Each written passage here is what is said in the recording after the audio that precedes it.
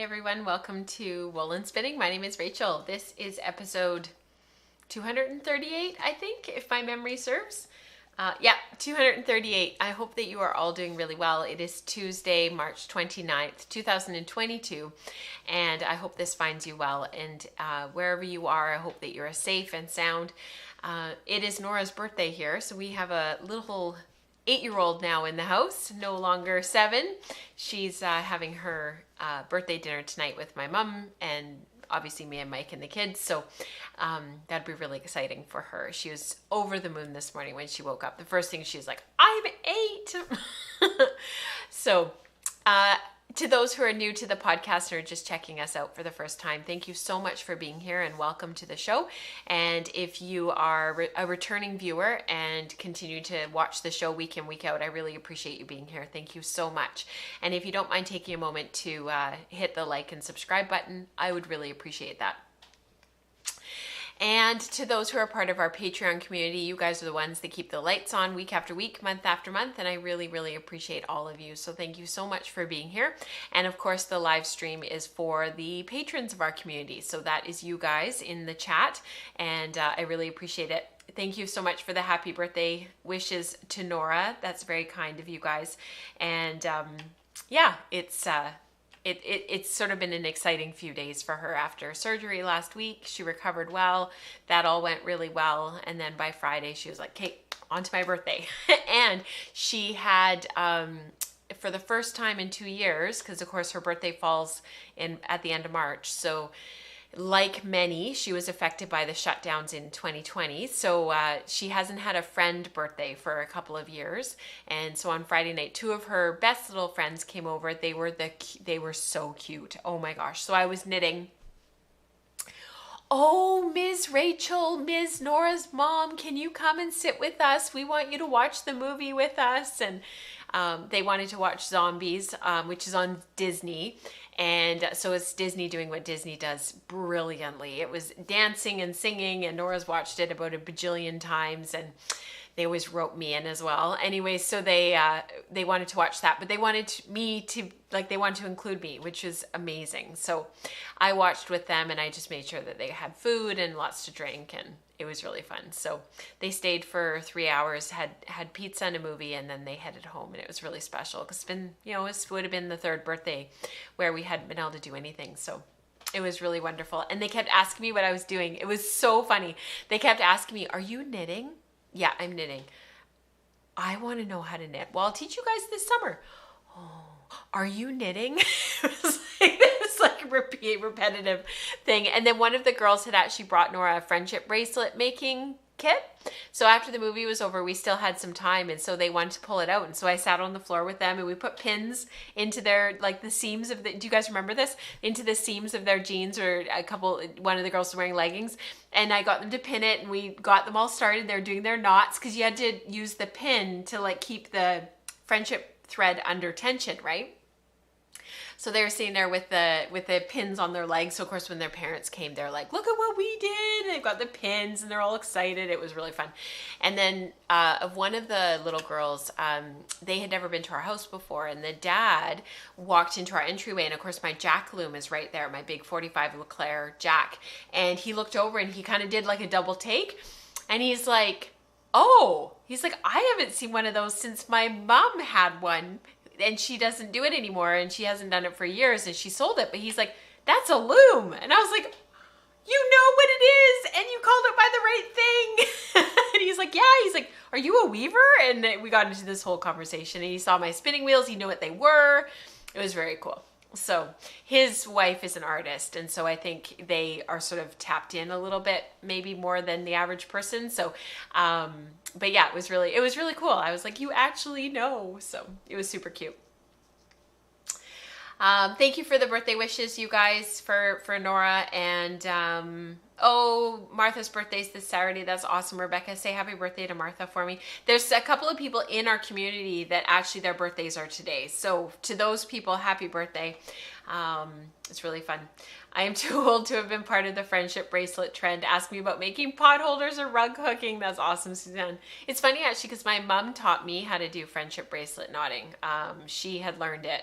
And I think from being a teacher and just being in the schools and being the art teacher, and so I always knew how to do it, but I was always the one teaching my friends because my mom knew how to do it and had all the embroidery floss. So it's just kind of been something I've always taken for granted. But then other kids knew, like Cats in the Cradle, and they knew how to do all of the string stuff, and I never knew how to do that because my mom was like, why would you waste your time on that? Let's make something.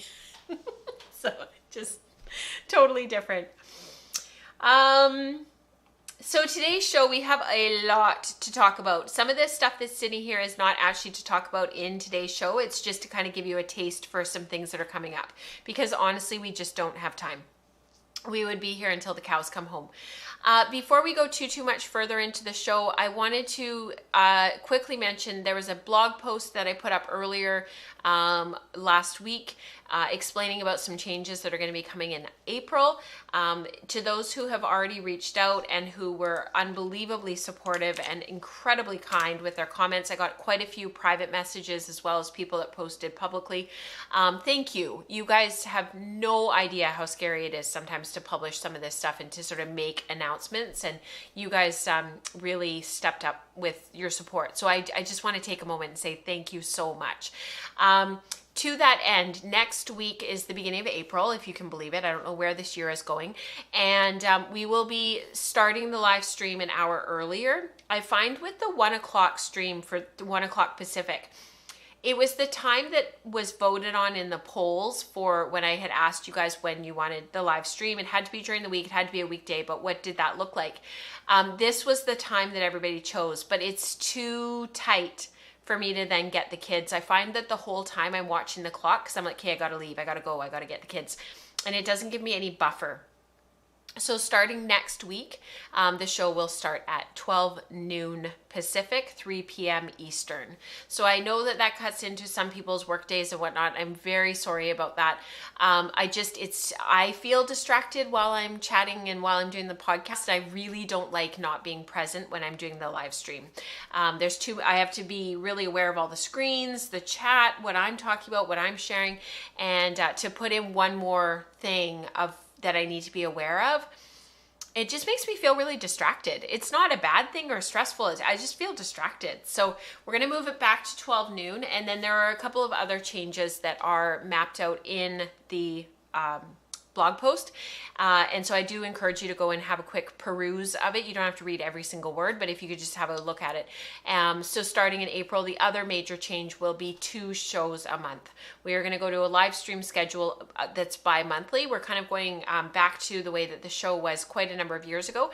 I've just kind of realized that if I don't make a couple of these little changes, I'm going to run out of steam, and I don't want that to happen. And I can just feel on the horizon there's like that feeling of like, yep, there's so much in the tank and I'm starting to get a bit low. So to that end, I had a really good chat over the last couple of weeks with Mike about what would be some strategic things that we could do to make things sustainable. And that was one of the things that we kept coming back to again and again and again. So starting next week, the show will be twice a month. So if you want to mark your calendars, it will be on the 1st and 3rd Tuesday of the month at 12 noon Pacific. So I just want to say thank you for your support. All right, let's get into the show because I have a lot to share with you.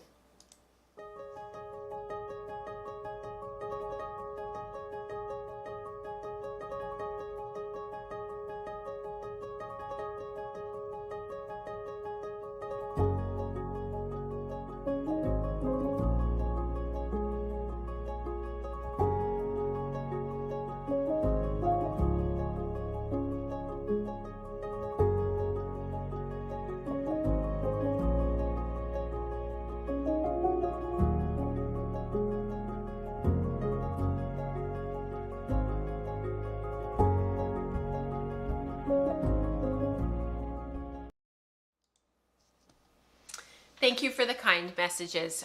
You guys are very kind and very supportive, and thank you. I feel so unbelievably blessed to have our community the way that it is, and that you guys are really supportive, but not just of me. You guys are supportive of each other too. You're constantly pouring out support on each other, and I really appreciate that. So yes, thank you, Vicky. Less will be more. I think actually that I will say One of the messages that I got from several people, not just one or two, but like quite a number of people, was I might actually be able to keep up now. And that actually was really heartening to me. That was like, okay, we're all a bit saturated with everything that's out there in the world right now, whether it's the news or, you know, people that we follow, communities we want to be involved in our personal lives, in our public lives, whatever that looks like, in person, online, and just the fact that all of us are sort of looking for maybe a little bit more meaningful connection rather than a lot of connection. Let's have meaningful connection. And the fact that that theme kept coming up again and again, I'm like, okay, there's something to this. You know, sometimes we need quality, not quantity, and I think that's what was really resonating with me. It does make me laugh though. A couple of people had sent me messages unrelated that said, "Oh, I'm finally caught up. I watched through all the back episodes and I'm now finally up to episode, you know, whatever we're at now." And it did make me laugh because it does make me a little bit embarrassed when people go back to the beginning. I'm like, "Oh my goodness, how did we make it this far?" It's just so incredible to me, and we wouldn't be able to do it if it wasn't for you guys. For our Patreon community, you guys are the ones that really have continued again and again and again to lift up this place and to see it as something valuable and something that you want to be here. So thank you. Sweaters. I finished Lunenburg. Oh, I don't know if Kelly's here today. She has a newborn. We need to say a big congratulations to Kelly. Birthing a small human is no small feat. And I finished it. So the reason why I mentioned Kelly is because it was her yarn. So this is Dominion Fleece and Fiberworks. This was a North County Cheviot yarn. Some people say Cheviot, Cheviot. How did I hear it said the other day? And I was really surprised. I'd never heard it said that way before. Cheviot.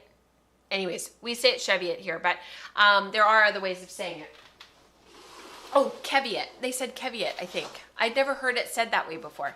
And the indigo did not leak and like bleed everywhere. As you can see, the white is still white. So what I ended up doing, Megan actually had suggested, she's a very active member of our community. She had actually suggested that I block the sweater the way that they recommend true Farrell sweaters be blocked, which is where you lay it out, you pin it to the dimensions that you want, and you actually spritz it with water and allow it to dry. And I've seen other people use a damp pressing cloth where you actually use a damp cloth and use an iron. So there's a couple of different ways. So it was really helpful that you guys helped with some suggestions and with some ideas. See, I've totally started a whole thing because now you guys are telling me all the different ways of how to say Cheviot. I love it. I have like my own built-in personal Google Translate. So what I ended up doing was I decided to use a color catcher, but no color bled and nothing came out in the water, which was pretty amazing. And I did follow Kelly's instructions. She had said to me, use cold water. Don't let warm or hot water get near the sweater because yes, the indigo will bleed. Indigo is a bit of a beast. Those who've worked with indigo know that. And it's just a tricky dye steps.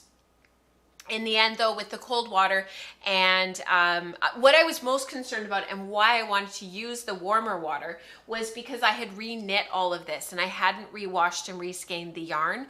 I had just ripped it back and started re-knitting. So it was all kinky and curly and the stitches weren't laying flat or laying straight at all.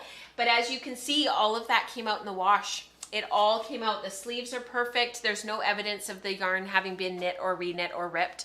The sweater is still a little bit big. It's got a little bit more positive ease than I had hoped. It doesn't look like it on the dress form, but on me it does have some positive ease. But it's really comfortable and I really like it and I'm really pleased with how it came out. So overall, great pattern. This is by Savory Knitting, Amy Christoffers. The only thing I will say is the smallest size is, I don't have my copy of the pattern right here, but I think the smallest size, I feel like it's a 40-inch bust or like 39 or something like that. So I do sort of wish that I had taken out a repeat, one of these repeats, just maybe one, maybe two out of the yoke, because I just, I found I just didn't need that kind of positive ease in the sweater. I think I've talked about this before. I won't go on and on about it. I do keep my dress form set up with an additional 2 inches of positive ease, and that accounts for layers. So like your bra, a tank top that you might wear underneath, a long sleeve shirt that you might wear underneath, a t-shirt. I sort of account for bulk underneath, and the reason for that is even though none of the garments that I wear tend to add a lot of bulk. You know, some people choose different types of, you know, bras and whatnot that add, you know, half an inch, whatever. I don't wear some of that stuff, but I do. What it does mean is when you're doing the fit, for me, it means that if it fits the dress form really nicely, then I know that it's going to be comfortable when I put it on.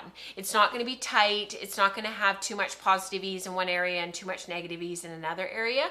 And so I find that adjusting the dress form so that it's just that little bit bigger than me, I found has really worked well for me over the years. And you just have to kind of figure out what works for you.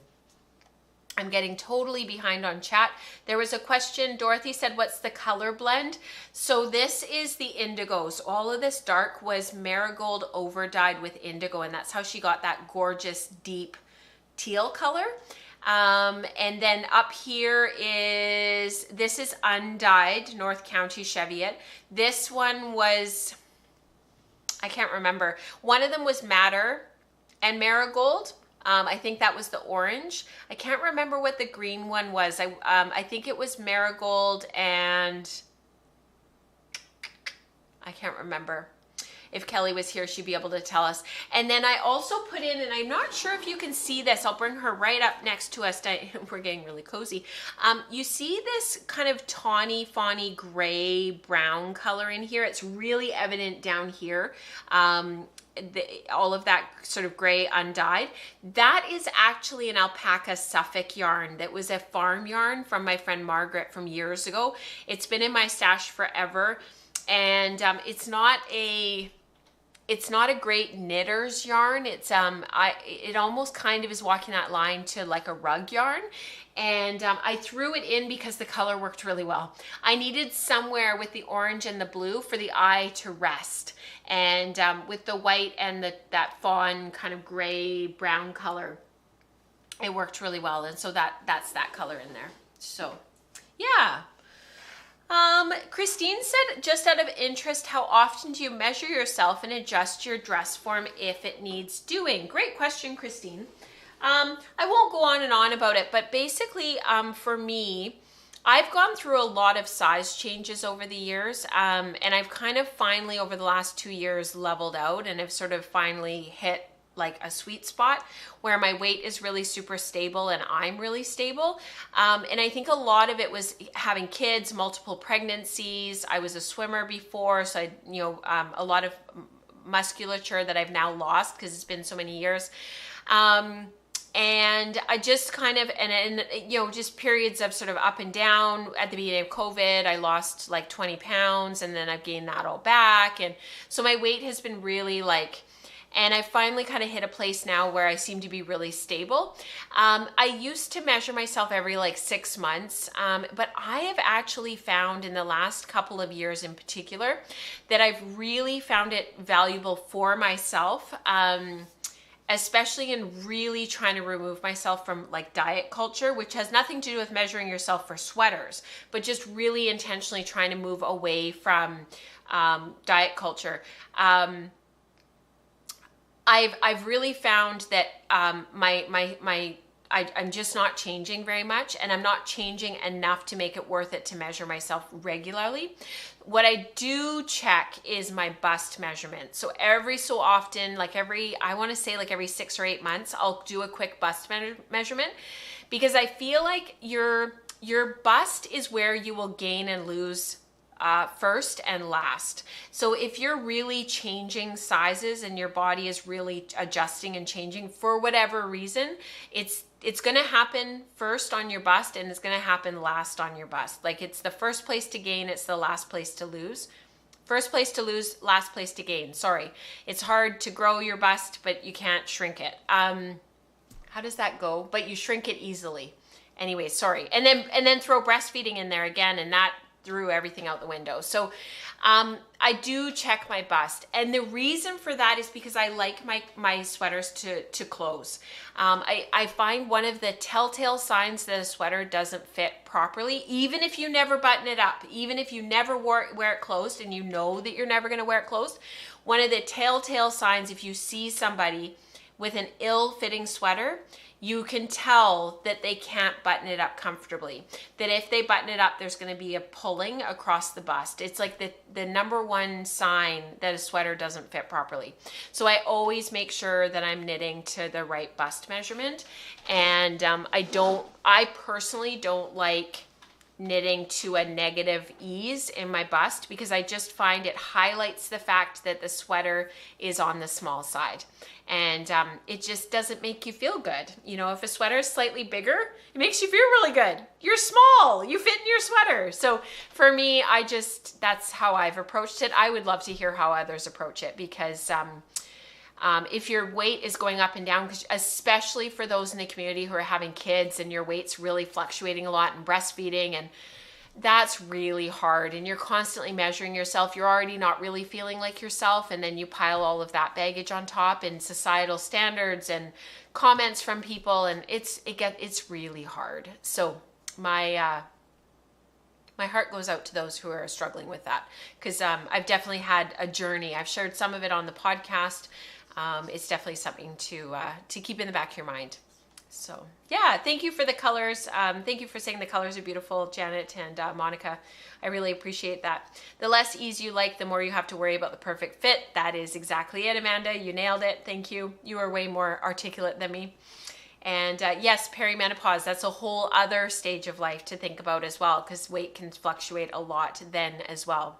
So yeah, definitely thinking. Rebecca says, oh, it's too big. Aw, you made me a sweater. I did finish another sweater, which we're not going to talk about today because we need something to talk about next week, and the show is going to get too long. But I did finish my Farmhouse. So this is the Farmhouse Cardigan, also by Amy Christoffers. I could have a little ad for her today. I don't love the raglan decreases, and we can talk about that next week, but I do still have the buttons to sew on. I need to look through my stash and see if I have some buttons that I can put on it. Other than that, it is washed, it is blocked, and I'm actually quite happy with it. And I'm really quite happy with how the collar came out. So this is Cascade Ecological in the natural brown colorway. And the pockets are super cute, and we'll talk more about this next week. So that is done, and hopefully I will have some buttons sewn on by next week as well. So that I did finish that over the course of the last week, and it actually was such a fast knit. I was kind of shocked when I started working on the separated collars at the top at the neck. I was a bit shocked. So I'll share more on that next week when it's done. All right. Oh, that's so interesting. Sue says it's funny. My bust is pretty stable, but my belly weight gains easily. Yeah, and of course, you know, most people put weight on their stomach before they put it on anywhere else. It's the easiest place on our body for our body to store. So that actually makes sense. Yeah, thank you, Rebecca. I love the waffle stitch body and the plain sleeves. Thank you. So I have a whole smattering of things sitting here, and I'm just going to put this off to the side for a sec because I don't want to lose these little pieces of yarn. This is my BFLxBowmont spin, so we'll talk about that in just a sec. I did finish off a skein of my Silk Mowadas finally. It sat on the bobbins for months and never got plied. I'm not super happy with it, but we'll talk about that. These little samples I made for the BFLxBowmont spin, but I did it in between, like while we were on sort of our 2-week spring break vacation. So I'll tell you about that. And then I thought I would save this for an episode of Welford Weaves. The show gets so long otherwise. But I finished some of my overshot sampler. So the overshot sampler is from the Next Steps in Weaving from Patty Graver. And I pulled off this sort of first length of warp, and I have some thoughts about all of this and about all of this work that I did I did hem stitch every single sample. And this here at the very beginning was my very first foray into overshot. So that was my very first time trying it, playing with it. There's lots of mistakes. There's lots of places where I messed up, but I'm looking forward to keeping this and looking back at this little sample in the years to come, you know, and sort of like being able to see like how far I've come. And then this was just at the beginning, the 10-2 mercerized cotton, just the tabby, just to get a feel for it and to see kind of how it wove up. And then of course that was the background of the overshot, and then you're putting other yarn over top, which is what gives you the patterning. So really cool. I did a couple of samples so in the book she calls for 3-2 cotton as your pattern weft. And it's not airy and squishy, and it doesn't kind of fill in all the places like wool does. So I very quickly pivoted to my hand spun. So this is hand spun Cheviot. We've got a theme here today for the type of wool. This is hand spun Cheviot, and this was woven in flame point. And then this is more hand spun Cheviot woven in what's called just blocks. I love this sample. I think this might actually be my favorite sample from the entire sampler that I did. And then I kept playing. And then I was like, I just still don't love cotton for the pattern weft. I still really want to play with wool. So I went back into my stash and I found some hand spun. This is Nest Fiber Studios in the Fiddlesticks colorway, which was a colorway from years ago. This is the colorway that we used in Unbraided in the book. Me and Katrina used this for one of the pairs of socks. And this was woven just trompes rit. So it's just woven as it's threaded. So gives you this beautiful Star of Bethlehem pattern. But then you can weave it in what's called shadow fashion. So your hand spun becomes your tabby, your plain weave that's in the background, and the 10-2 mercerized cotton, the white, that you've been using for your ground now becomes your pattern weft. And that's what gives you that absolutely beautiful effect. Isn't that incredible? It makes me think of like a little bit of like iridescence kind of, and that's that gorgeous hand spun coming through in those colors. And then lastly, I think I would lose my mind seeing such a pretty pattern emerge, right? I kept saying to Mike, can you come and look, come and look, come and see. And he's like, I was just looking at it. How could it have changed that much? I'm like, yeah, but now I'm into like this gorgeous green. And he's like, but I was just looking at it and you had green at the beginning. I'm like, but come look, look at it from this angle. He was just like, oh, he was just killing himself laughing. And then this is called weaving on opposites. And so this is where we've got the 10-2 cotton weaving the opposite on the opposite shafts as the hand spun Cheviot. And you get this beautiful, very, very subtle patterning. So you still have the Star of Bethlehem in there, but it's a little bit more subtle. And it's definitely a heavier fabric. It's thicker because you no longer have your tabby ground of the 10-2 cotton. Now you have just your pattern weft, and you're weaving them.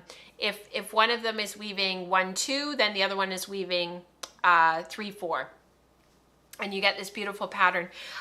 This is, as soon as I pulled it off the loom, because it's hard to tell on the loom, as soon as I pulled it off, this is upholstery fabric. This particular combination of these three yarns, upholstery fabric.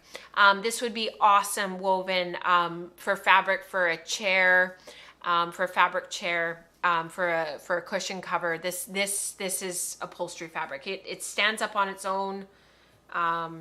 Yeah, it just, as soon as I felt it, I was like, oh, that's upholstery. And to be able to feel that and actually have that in your hand and be like, oh, that's what it feels like. It's pretty incredible. So I will do a proper Welford Weaves episode on this. And if you don't know what I'm talking about, if you haven't heard of Welford Weaves, it's sort of becoming very slowly, when I have something to talk about, it's becoming like a supplementary podcast to the podcast, and it will from now on it will come up at 12 noon on Tuesdays when there isn't a regular live stream. It will come up sort of when I have something to talk about, and it'll come up at the same time as it like a premiere probably. And yeah, it's when I have something to share that's specifically weaving related, just to get some of this weaving content off the podcast, so that we can stick to our knitting and spinning, because otherwise there isn't really anywhere to share that stuff either. So yeah, Christine says the last one looks like jacquard. Totally, that's what I thought as well. And there was a question, Dana was asking what weight yarn was the cardigan. It's Cascade Ecological, so it's Aran. That's why it knit up so fast. So this is sport weight yarn, and this one was the Farmhouse Cardigan is Aran weight. It's knit on 5.5 millimeter needles. So yeah. All right, let me go to the bigger camera. Okay, so this spin, this was my Mawata spin. So this was one singles of the Casbah colorway. These are colorways from Sanjo Silk, sanjosilk.com. And then it was one singles of the Metals colorway. And I had combined these two colorways previously for another yarn in hopes that I could eventually use all of these yarns together. And these were silk Mawatas or silk hankies. You pull them apart. They're each individually stretched cocoons, and then as you spin, you peel them off one at a time. You can draft them any lots of different ways. My woven samples are not washed. They're not washed and finished yet. They literally just came off the loom a couple of nights ago. Great question, Dana. And I'm just not super happy with how the yarn came out. There are places where it's a little bit under twisted. And then there are other places where they're just a little bit, it almost looks like silk noil. It looks like a yarn that's basically silk noil. There's a lot of places of just texture, and I guess I had really had high hopes for a very consistently spun yarn. And in the end, I think it came out quite muddy. And I think it's a little bit lackluster, which is funny because it's incredibly lustrous, but it just has that feel of a little bit gray, very gray, a little bit lackluster in terms of like that, you know, pizzazz of color. And it's that Metals colorway dumbing down the Casbah colorway. And the Casbah colorway is quite bright and quite vibrant. And then you put it with the Metals colorway and it just brings everything down and makes it quite muddy and quite low. So, and then the spinning itself, I found it was a bit sticky. And I didn't find that I could really get into a rhythm. I just didn't find it was a good rhythm. I did degum. That's so funny, Sam, that you would ask that. Do you think that it is the gum? I did degum this afterwards. So I did the whole wormspit.com. He has a great degumming recipe on his website. And it definitely helped with the feel in the hand of the yarn, but I think I just sort of, it came off the wheel. I think it's why I postponed. I kept putting off plying it. I just didn't feel really excited about it. And then, you know, to have the yarn skeined and everything, I was like, okay. And kind of on to the next project. I just sort of felt a little bit like, you know. I really enjoy spinning silk when it's from a sliver. And you know, you get those really smooth, high sheen yarns. I like a lot of twist in them. Some of these other preparations, I think it's really wonderful to spin it. I think it's important to learn how to spin them, but they're not necessarily some of my favorite. And, you know, you can see up close, there's definitely some texture in there, some areas of inconsistency. Just not super happy with how this turned out. So yeah, wormspit.com is the website, Sam. Yeah, I think it's going to make a big difference. Absolutely, Amanda, that's a really good point. She said, I think it's going to make a difference what you end up pairing it with. My original plan was to pair it with all of the other silks that sort of were all of those same colorways, and to sort of come up with something and weave something where I combine them all.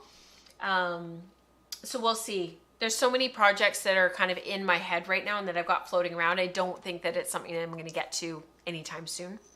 I'm just being honest. I just realized I've dropped one of my samples. I said I wanted to keep it safe and now it's gone. So I wonder where it went. I don't want to spend a bunch of time looking for it, but darn. Probably got tied up in one of the skeins. I don't think it got pushed onto the ground. I wanted to show you guys one of the plyback tests that I had for the spin that I've just finished the first half of the spin. So let me just see if it got caught up. No, it didn't. I finished off the first half of my Hearth, what's it called? Hearth colorway from Sweet Georgia. Darn, I only have the 3-ply here. Where did the 2-ply go?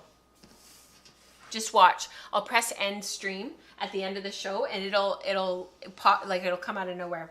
My little sample that I had to show you guys. So this is the 3-ply plyback test of this yarn. So let me just, we haven't talked about this spin for quite a long time. This is on my Ashford E Spinner 3, and this is the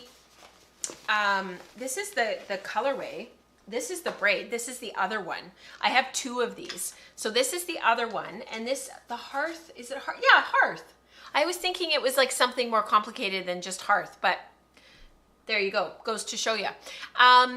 40% merino, 40% superwash merino, 20% silk. I bought this when I was with Rebecca, who's in the chat right now, when all of the shutdowns were starting. And I saw it and I just fell in love with the colors, and all I could see was a fine 2-ply. One single of each from each braid, spun as a fine 2-ply, but I had to 3-ply it just to see what it would look like, and it's really nice too. So this is the 3-ply, and then because I can't find my 2-ply sample, I'll just pull off of the wheel here. This is the 2-ply. So the 2-ply will be quite fine, quite tightly twisted. My long-term plan is that this will be a woven project, warp and weft. I was actually having second thoughts while I was spinning. I was actually thinking I would leave this as singles and I would weave with it. I would spin this up as singles and I would actually weave with it as singles, warp and weft. But it's so high twist that I think it needs something to balance. It's just a little bit too high twist for leaving it completely on its own, unplied. So, yeah. So this is going to, I just have to, now it's going to take me months to spin through this. I started this back in like September, October. I can't remember when I first started talking about it on the podcast, but it was a while ago. And I just finished this last night and I haven't been working on it. So guilty as charged.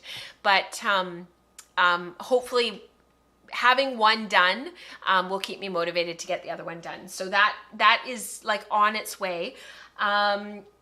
And the other thing that I wanted to mention was now I need to rewind the singles back to the first spun end. So we've talked about this lots over the years. Basically what I'm going to do is take this off the wheel. Like it doesn't need to be all threaded like this.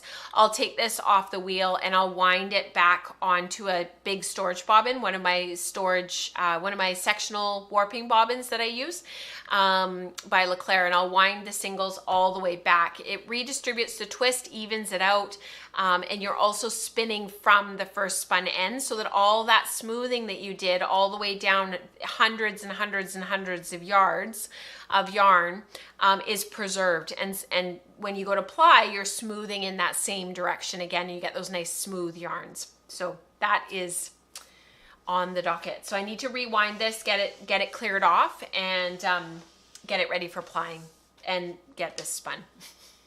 That's going to take a long time. And the other thing actually that I had to figure out was which end, you guys are going to laugh at me, which end I started spinning from when I first started spinning, like back at the beginning, because this has less of the dark purpley brown at the one end. I was trying to think like, okay, which end did I start at when I first started spinning? So I started at this end. I've been spinning through this for quite a long time at the end of this bobbin. So I was like, okay, I know that I need to start spinning at this end. But that is something that you need to take into account, because otherwise if I start spinning at this end and I rewind both bobbins, I'm going to end up plying like you can see, you're going to end up plying where the whole skein is going to be barber poled. And that's fine. If that's what you're going for, go for it. But I was hoping to have sort of really long transitions of color. That was the whole reason for spinning it end to end and not stripping it down. So I need to start from the right end, because otherwise I'm going to end up with this barber pulling. So I see there are a couple of questions in the chat, so I'm just going to catch up with you guys. I bet this silk is one of those yarns that will look amazing in the final project, even though you don't like it as much in the skein. You're so right, Elizabeth.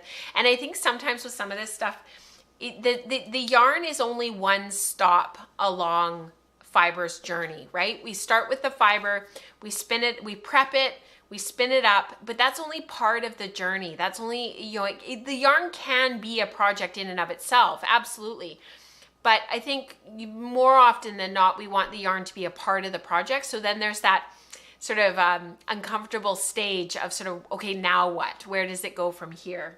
And what does that look like? So yeah, absolutely. And I often do with these larger projects, go through these stages where of discomfort, where I'm like, this isn't working, nothing's working, nothing looks right. I don't like the colors, blah, blah, blah. And then it all ends up working out in the end. So it's all, you're right. It's absolutely all part of the process for sure. Yeah. Is there that much difference between merino and superwash merino? Yeah, it's kind of an interesting blend, the silk puff.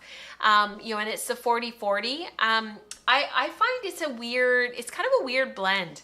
That's a really good comment, Eve, because when I first came across it, I was sort of like, oh, this is kind of weird. I think basically you get the sort of superwash qualities of the merino mixed with like the merino, which will poof and bloom in the washing, and you get that crimp and you get that really interesting effect. And I've spun silk puff, that's what Sweet Georgia calls it. Other companies call the blend something different. A few times, and really what ends up happening is you get this really puffy, airy yarn with some of those superwash qualities. So if you're going to use it in socks, I don't know if you could put them in the washing machine. You've still got that 100% merino in there, but I think the idea is that you can jam that twist in there. You've got those really bright colors because the superwash merino takes the dye so beautifully. And you've kind of got like this really great sock yarn. I think that's kind of the idea behind it, but I'm not totally sure. But it just happened to be dyed on that base.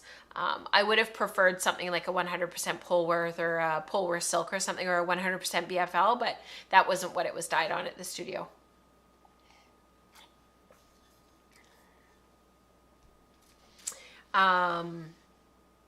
All right, so this is the BFLxBowmont Cross. So this was a BFLxBowmont Cross fleece, and then it was sent to the mill to be processed.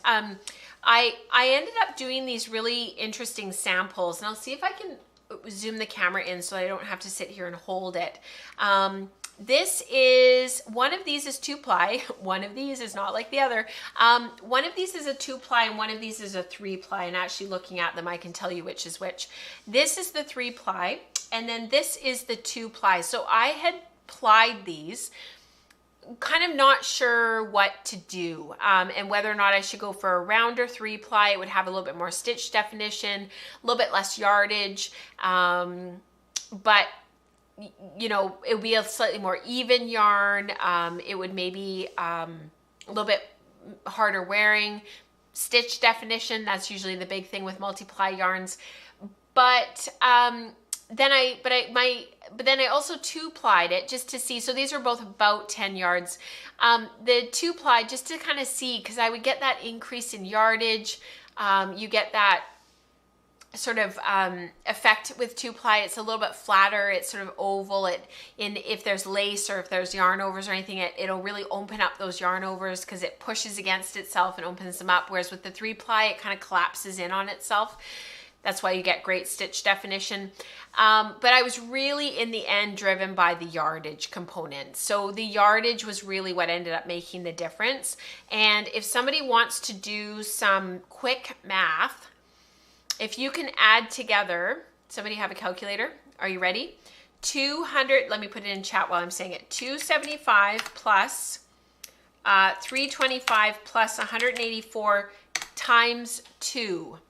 That was how much yardage I plied originally. And I don't know what I've lost in the washing and finishing process, but that 275 plus 325 plus 184 times 2 is what I got for yardage. 1,568. Thank you, Victoria, Vicky.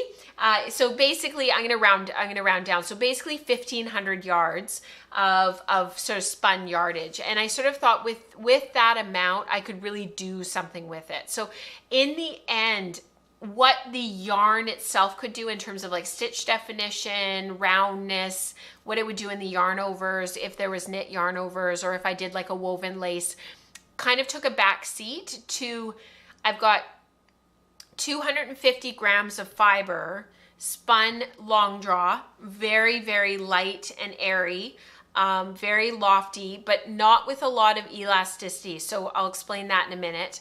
And how do I get the most yardage possible? And in the end, it came down to bouncing ideas off of friends and kind of saying like, this is what I want to do. What do you guys think? Going back and forth. I'm sure I was super annoying, and trying to figure out with Amanda was one of the people in the conversation, trying to figure out like what the long-term goals were for the yarn. Like what was it that I wanted to accomplish?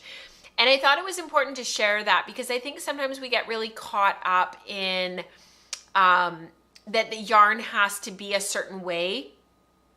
Not to justify the yarn, but that it has to be a certain way because we have this idea of what we think that it needs to be. And at some point, thanks Amanda, and at some point, it just kind of needs to be a thing. And I needed the yardage. That was the most important thing. And the reason was, yeah, I'll explain in a second, Alex. The reason for that was because to weave something like a stole, that's about 72 inches long plus fringe and about 22 inches wide. Can you tell that I've already planned this? I need a certain amount of yardage. Like there's just no way around it. There's loom waste, there's sampling waste, which isn't really waste, but it's sampling. I need a certain amount of yardage. I can't, there's no other way around it. Without introducing a different yarn for warp or a different yarn for weft or a combination of warp and weft, and we're using multiple yarns. And I wanted to only hopefully use one yarn. That was sort of the governing decision. So what this yarn theoretically, hopefully, is going to be for, if I have enough yardage, I will make up a warp based on what I think will be the correct set. So I may have to tweak it on the loom itself, but hopefully I'll be able to be accurate enough that holding this yarn under slight tension, warp tension, I'll measure the diameter of the yarn, do all of the calculations that I need to do to figure out what the set will be. I think off the top of my head that so far I've calculated that it would be a set of about 32 ends per inch, I think is what I've calculated, but we'll see. And making the warp, chaining it really tight. I never chain my warps ever, but in this situation, I will chain it incredibly tightly. And I'm going to do a resist dye. So I'm going to take the warp and I'm going to do a kettle. It's going to be a kettle dyed. And I'll kettle dye it with the tight chaining being the resist. And then once I've got it dyed, I'll untie it, like unchain it, dry it, and then that will go on as the warp. And then the weft will be the plain white. That's the plan. I will report back. So in terms of limiting the elasticity, what I did was I took the yarn, let me take the smaller skein. What I did was I took the yarn, it came off, with the long draw, I added quite a bit of twist.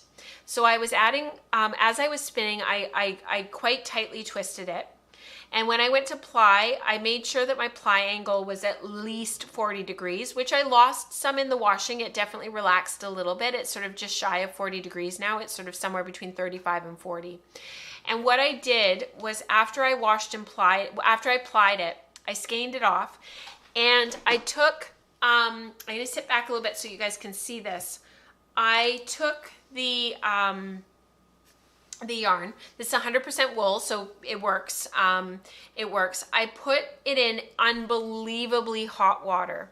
So I checked the temperature of the water, and it was the hottest water that I can get out of our taps, which is 55 degrees.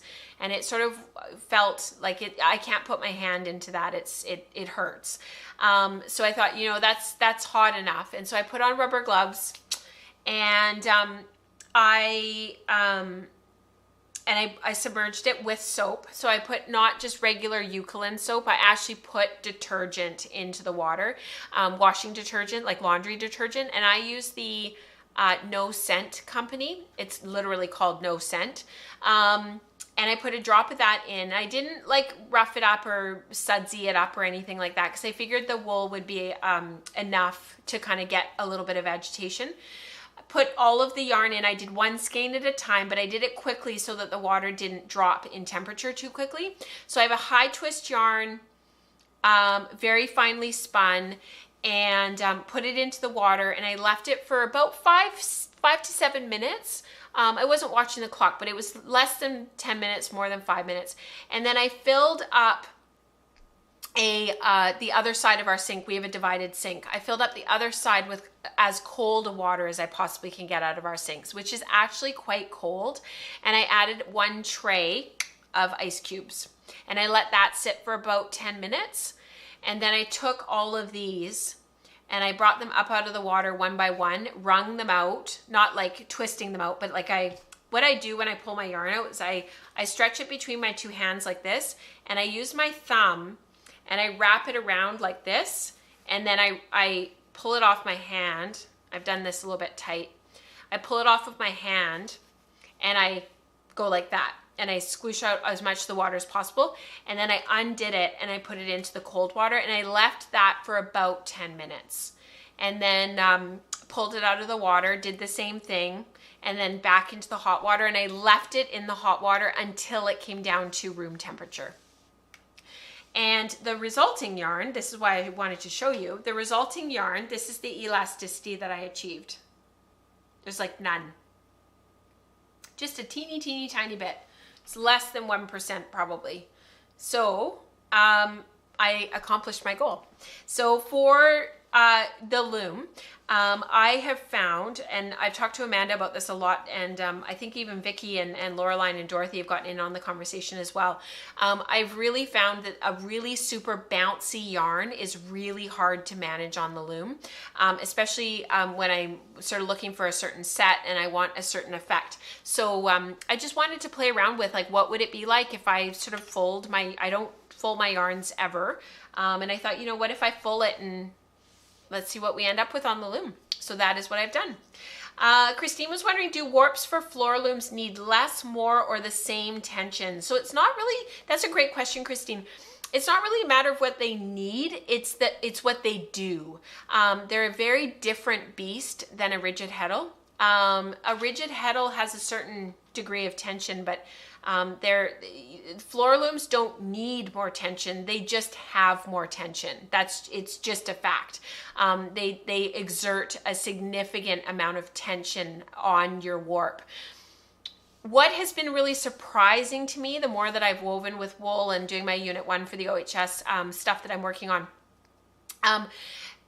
yarns don't necessarily have to be really super high twist to withstand that tension, because that one yarn is not withstanding that warp tension on its own.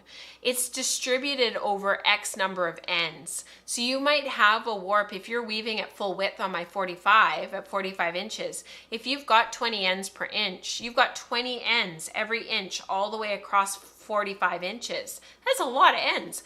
And all of that tension is being distributed across all of those ends. But just by nature of the machine and of how the looms work, the floor looms have more tension. They've got big back beams, they've got big front beams. You're cranking everything in opposing directions, and that holds the tension under, holds the yarn under tension. It's just a fact.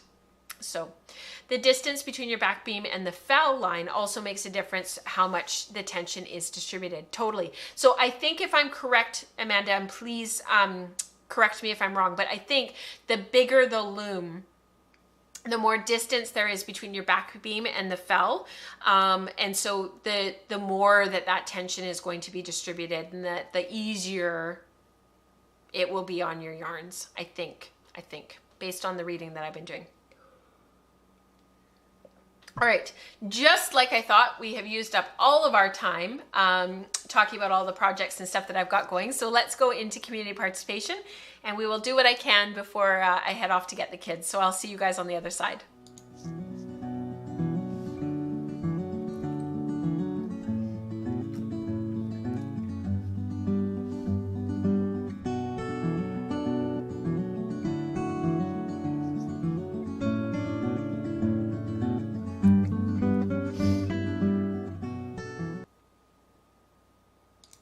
I was catching up on the chat because you guys are just so kind. So Sarah says, I agree with Elizabeth that the silk Mawata yarn will work up beautifully.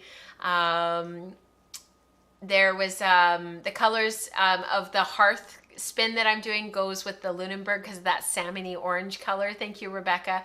I guess I'm kind of drawn to those fall colors right now, even though it's the spring. I don't know, go figure.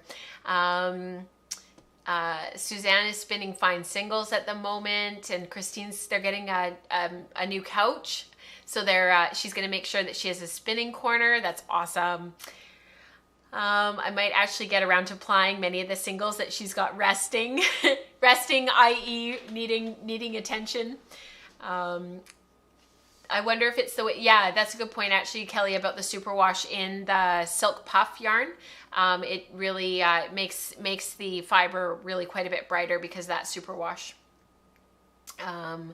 Yeah, and then in terms of the distance between the back beam and the fell, Amanda says, yeah, that is why for super high tension warps for the rug loom, they have extension parts so that the back beam is even further away. I thought I had read that like literally last night, and as I'm talking about it, I'm like, is that accurate? Because I've read so much lately. Am I getting it all mixed up? So thank you, Amanda. And then Dana says, your upcoming weaving project sounds so exciting. Thank you so much, Dana. I'm playing right now actually on a similar warp on the Jack, which I'll talk about in Welford Weaves, that's the same pattern but in 2/8 cotton, so that I can kind of work out the pattern and then transcribe it into wool, which I'm really excited about. And I'm really excited to share that with you guys, because I think here on this podcast, that's useful information for us to talk about. So I'm looking forward to that. All right, we have a lot of community participation today, and I would really like to get through it all. So this is from Julie. She's been sampling for her Radnor. This is our current breed and color study. It's going on all year. And if you did not get in on the ordering and all of that was back in January, don't worry about it. Just source your own Radnor from wherever you want to source it from. You can dye it yourself. You can do whatever you want. So people have started working on it, which is really awesome. So this is Radnor from Julie. This is a horse of a different sort. We'll finish and sample, but overall this wool is easy to draft and drift. My sweet spot is very small, and getting the twist lock takes a minute or two, but over twisting will get ropey quickly. Withholding decisions about the yarn and project until finished swatches in singles, woolen, and worsted. This slate yarn at the bottom is finished and it puffed. That's awesome. Thank you for sharing, Julie. I think there's going to be some very interesting comments about the Radnor as we move along. And for those who haven't seen our Radnor study and the colors and whatnot, let me just show you here. This is the dyeing that Katrina did for our community. But like I said, you don't have to purchase from Katrina. You can source it from your own. This is no longer available. But there were 2 bats and 2 braids. So I'm really excited to see what people end up doing. It's going to be really fun.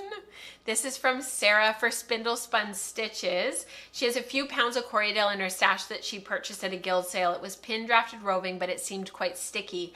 I have been carefully weighing out 2-ounce portions and re-washing it. That's commitment, Sarah. Well done. It has been so nice to work with all my spindles. It's beautiful spinning. Beautiful. Love this. And actually, I think the spindle that's at the far right, I think that's the same spindle as I've been spinning on recently. I think it's a Mirkwood. Oh, maybe not Mirkwood. What's the other brand? Oh, shoot. Not Mirkwood, the other one. Anyways, it's a Pong. I think, not a Pong. POK, P-O-K, I think he calls it. Anyways, it's one of my favorite spindles. I love it. And This is from Nicole. Looking for some advice from the amazing spindle spinners in this community. I have been so inspired by all the spindle spinning that I decided to do a sweater spin on spindles. And because it was my birthday, not only did I get the fiber, but 2 new Turkish spindles. It's amazing. This is my very first turtle and it's kind of loose. Any tips on winding? So I find when I'm winding, the bigger the turtle gets, the more loose it does get, because you get kind of these layers. And I don't tend to wind in layers. I tend to wind sort of randomly. And that helps a little bit, because sometimes when you start to do your plying ball for later, you can have layers like literally lifting off together. Just something to keep in mind. But yeah, it's just a matter of making sure that you're being really intentional about winding tightly. And that's the same for support spindles. It's the same for suspended spindles. It's just a practice. This is our natural shades along. Amanda wrote a beautiful thing about this fiber. And I'm not going to read all of it because we would be here all afternoon, although you guys probably wouldn't mind. But this is part of our natural shades along. Amanda says, all right, I've been feeling like I haven't been getting anything done lately, but the reality is that I've been working on this big spin and I finished it this week. Congratulations. And Amanda only has 1 wheel, so she's kind of stuck. She's got to see a project through to the end. I am a little bit envious of the simplicity of that, to be honest.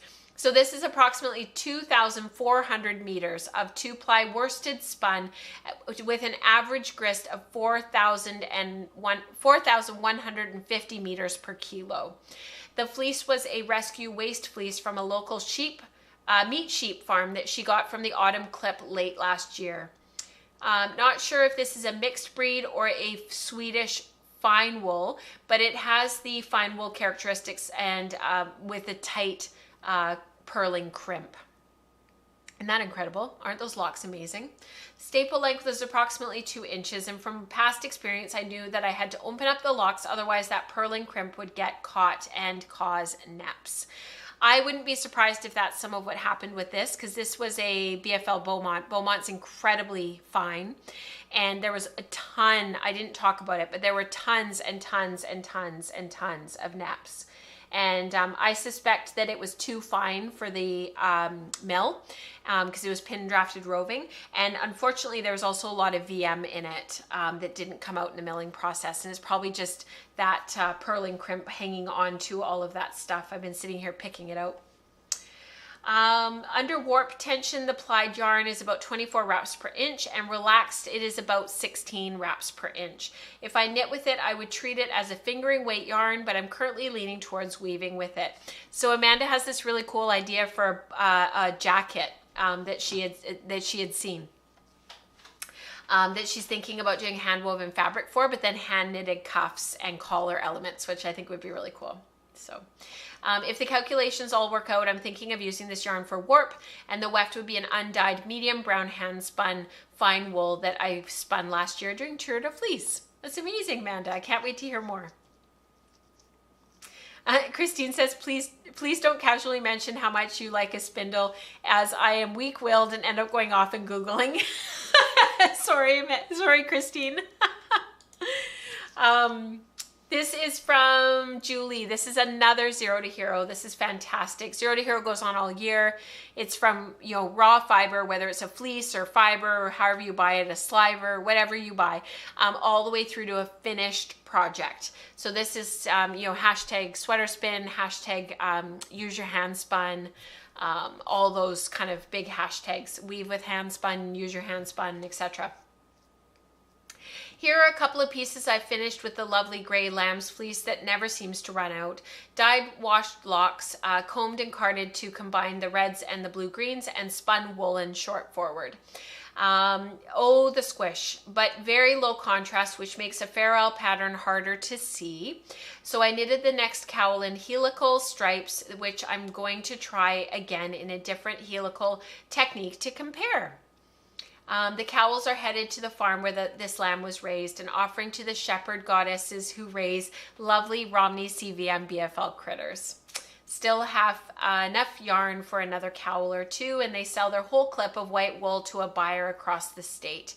I'm leaning on them to consider selling some fleeces directly to spinners. These guys are raised oh, excuse me, these guys are raised in a pear orchard, so pretty low VM for uncoated sheep. That's amazing. In a pear orchard. I didn't read that the first time I read through this. That's so cool. This is from Shauna for our sock color study. This is a grassroots movement from Rebecca, who's here today in the chat. She wanted to explore socks and color and spinning color this year. And so she invited people in the community and a whole bunch of people jumped in, which is awesome. So this is from Shauna. Oh, I put this in the wrong section. So she's spinning for the shift cowl. Sorry. I've wanted to make this for a long time, but today was the first day I dug through my stash to find the colors that I liked together. Hopefully there will be enough contrast. The first fiber is a wool of unknown type and alpaca blend. I'm not sure about the percentages, but it's so sticky. I've never spun anything with the lanolin still in it. It is an unusual experience for sure. She's aiming for 25 wraps per inch on her singles, which will hopefully end up at about a sport weight when it gets plied back on itself. This is going to be incredibly fast compared to a sock spin. Totally. That's what Sean has been working on lately, is mostly socks. That's awesome. And this is from Josie. She cast on for some hand spun socks. A pair of Drea Renee knits, so DRK everyday socks in my new South Down spin. Very interesting fiber. This will be my first ever pair of non-superwash socks. That's awesome, Josie. I am very curious to see how they wear. It is a 3-ply fractal fingering weight. It's beautiful, beautifully spun. It'll be really fun to see the colors move and shift up the foot and then onto the leg. I'm excited to see that. This is from Dana. She was doing the Drea Renee knits spin to knit it cowl. This was from something that Andrea Mowry was doing. I can't remember if it's over yet. These are her everyday socks. She spun a 3-ply fractal, 1, 2, and 4. So spun end to end, split twice, and then split 4 times, spun end to end. The fiber was just a glimpse from Hello Yarns. Beautiful, Dana. All right, now we have a whole bunch of play. This is from Diana. She's making some fiber blends and samples for an upcoming School of Sweet Georgia filming. She's smitten with these reds, oranges, and magenta blends. And actually, for those who know Diana in real life, she wears these colors a lot and they look amazing on her. So she's definitely embracing her color sense. Oh, it's ongoing now. Thanks, Brittany. The spin along, knit along. This is from Lisa. She's celebrating making yarn. Amazing job, Lisa. And this is from Becca. This is a Birds of a Feather colorway from Crafty Jacks. And what she did was it's a BFL mohair blend that she cable plied. So she went with the reds, the blues and the reds plied together in the 2-ply step, and then those two were plied together. So she ended up doing a strand of singles of each in red and blue, and then she cabled the 4. So it created this just amazing yarn. This is freshly skeined off the wheel, so we'll see how it will balance after a soak. And the final stats and thoughts: the skein is about 209 yards, 112 grams, so it is dense, 18 wraps per inch. It did not poof at all because it was firmly twisted in both directions. And if I were to do it again, I think I would put a bit less twist into both plying steps, but I'm really happy with the overall balance. The colors mixed a lot and give the red-purple impression from a distance. And the hand is firm, has a nubbly texture, and finished yarn is very drapey, which is not surprising for a BFL mohair blend. I look forward to seeing and feeling the swatch, but that won't be for a bit. I have so many swatches to do. These are for Becca's spinning portfolio that she's working on. It's really awesome. This is from Kathy. She's spinning her favorite colorway ever, the Tea Leaves colorway on Targhee from Sweet Georgia. Her goal is to improve her chain plying, and we'll see how it goes. It looks beautiful so far, Kathy. This is from Jennifer. This is really interesting. So this is, she's working on some stashed fiber, and this one is from Cleams and Cleams Good Clean Fiber Bliss subscription. So it's one of their fiber subscriptions that they have. The Bliss fibers are all crossbreeds as opposed to their pure subscription. This spin is a BFL Tees water. The staple is 5 to 6 inches. It's curly, not crimpy. High luster, a lovely natural ivory color, and it's 4 ounces of unprepped fiber. She ended up running it through the drum carder one time, and she's spinning it with a slow long traw backwards draft kind of a spin. She went for low twist, 10 to 1 on the Lendrum regular flyer. Twist angle is about 60 to 65 degrees. As a long wool, she wanted to keep it soft, and the singles in the ply low twist, which means the result is very soft. Wraps per inch varies a bit on the wraps per inch measure. 16 is the smallest and 12 is the biggest. Sobering how much my singles vary in thickness. While spinning under tension, it seems so consistent. Isn't that true? But it's not a bad thing. It's just a fact. The final yarn weighs 3 1/8 ounce. I lost more in the lock pop flicking than she thought. Ordinarily, I just tuck these low yardage skeins into a box and sell them at the Dickens Fair. But as I will not do the fair this year, she has holidays. She's not sure what will happen with it. I hope that you do something with it, actually, Jennifer, and show us like how it kind of evolved. Because it's one thing to see it on the bobbin, but it's another thing to actually see it knit up, or at least maybe a swatch. Yeah, it's so shiny, right, Alex? So shiny. All right, we've got 2 more projects to share. They're both weaving. This is from Glenda. She wanted to make a baby blanket on short notice. She was limited to yarn, so she used 4/8 cotton, all from Stash except for the fuchsia, which she bought from a friend. After the warp was on the loom, she was afraid there were too many bright colors, no place for the eye to rest. But she's actually quite happy with the end result, and hopes the baby likes bright colors. I think it's beautiful. I think it turned out really, really well. It's really, really gorgeous, Glenda. And the right size too. I find sometimes baby blankets are too small or too big, and this just looks just right. So I think you nailed it. And this last one is from Linda Sue. This is a really fun one as well. Thrilled to finally be weaving my GAMP. I opted to weave in plain weave because the 36-inch width is the widest I have ever woven. I want to get the hang of throwing the shuttle that distance before I start the twill pattern for the shawl that will follow. I thought I would only get one color done and hem stitching, but the hem stitching took a bit because it was 36 inches long. But she's super pleased with her tension and keeping it straight. Hubby did the dishes tonight. Definitely a keeper, so I wove 2 more colors. That's awesome. It's beautiful. So we had a very full show today, and you can see why I would like to move it to 12 noon instead of 1 p.m. Pacific, because that dance of picking up the kids is always a bit tricky. So thank you so much for being here today. Thank you for allowing me to wax poetic about all the things that I'm working on. And I will see you guys same time, no, not the same time, same place, same day next Tuesday, but at 12 noon instead of 1 p.m. So 12 noon Pacific next Tuesday. And I will see you guys then. Bye, everyone.